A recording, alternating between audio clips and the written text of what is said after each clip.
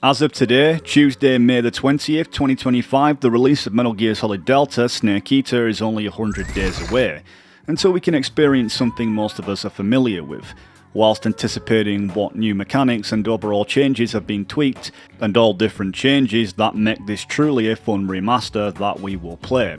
We've already gotten a glimpse of what the official trailers have shown us in terms of gameplay, including leaked fan footage of Delta's demo at the Tokyo Game Show last year, ranging from new movements with new style, such as gun mechanics with bullet drop, a redefined CQC system with newly included takedowns, and several other quality of life features like changing camo on the move and a better codec interface in real time. Camouflage is an indispensable tool when you're sneaking through the jungle. And we now have a crosshair system for our guns, a functionality that we haven't seen previously before, apart from the likes of Metal Gear Solid 4 and onwards. We can see the crosshair system looks very familiar to Metal Gear Solid 5. We even have the ability to switch to first person view as well as showcased. But we're not here to talk about that since I've already covered it before. You're here for the most important part of the game we hope will not be covered, if you get me. The name's Eva.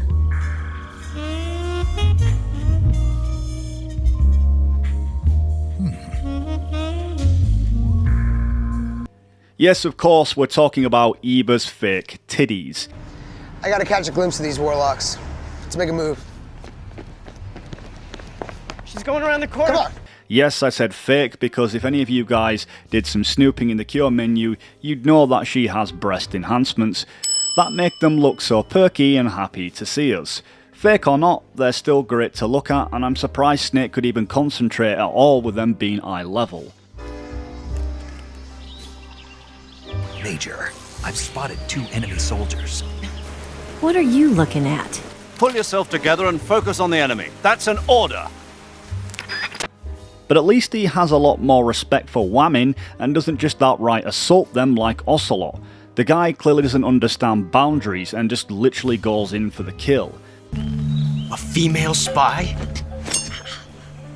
I mean, he thinks he's got a good excuse. I mean, what better way to figure out someone's a spy by touching their genitalia, right? Because there wouldn't be any other alternative means to find out if someone's a spy. Like, I don't know, maybe searching their gear first? Basically, everyone loved Eva's titties, even the gays. It's okay to be gay. And obviously the lesbians. It's true. I'll kiss everybody here. Dudes, chicks, everybody. Because I am comfortable with my sexuality. Oh yeah. And of course as proud heterosexual males.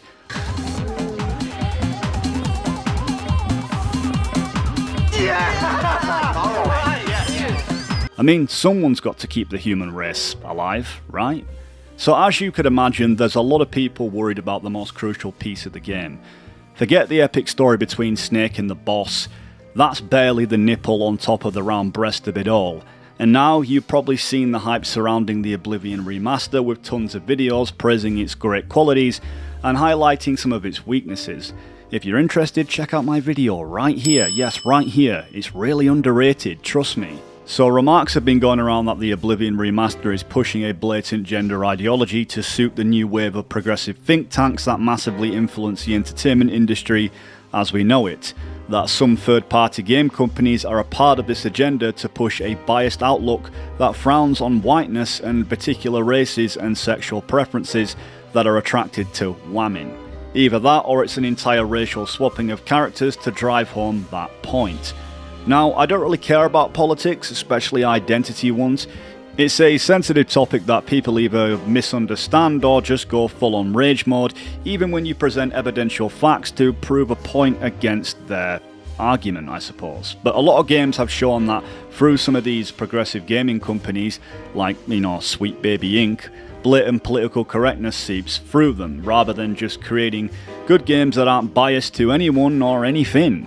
Damn, I miss those days. A lot of mainstream companies these days, like Konami and even Bethesda now, as I've already mentioned, are just cashing in on the remake market, then sourcing it to these third-party companies that tone down the originality of its previous entry. Some people have complained that Oblivion Remaster has been a victim of this because of the removed gender option between female and male, which is now referred to as Type 1 and Type 2, basically eliminating gender. Who can say why this change was made, but some speculate it as to appease the non-binary and transgender communities who don't identify as Eva, I guess.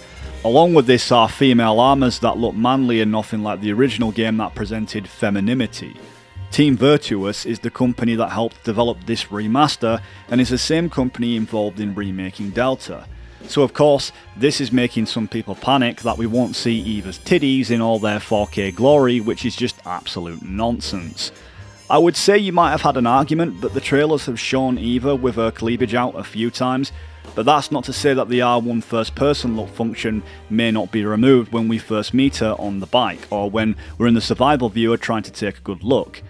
Honestly, as of now, we really don't know, and I'm not even outruling it, but it seems more than unlikely. Same goes for the pin-up poster girls on the magazines and walls, which most likely may have to be replaced with new pin-ups considering how low resolution the previous ones were.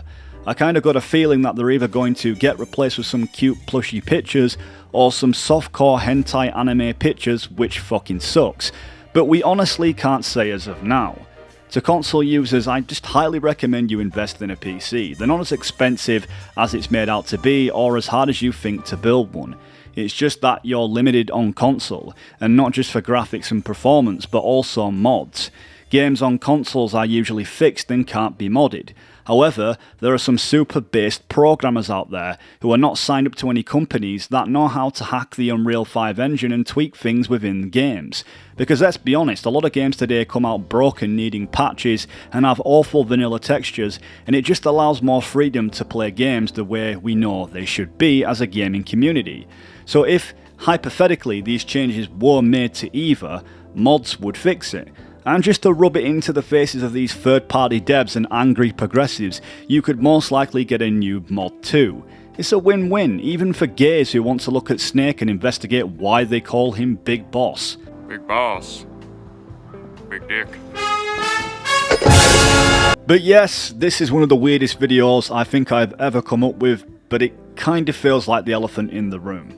With all of that being said, you let me know your thoughts on this controversial subject down below, leave me a comment, and don't forget to like my channel because it reaches a wider audience, and don't forget to hit that fucking subscribe button, because yes you right there watching at home, I know you watch my videos, but sadly a lot of you are not subscribed or just forget to hit that sub button. If you could do that, I would be really grateful. Thank you so much for watching guys, and remember, until we meet again.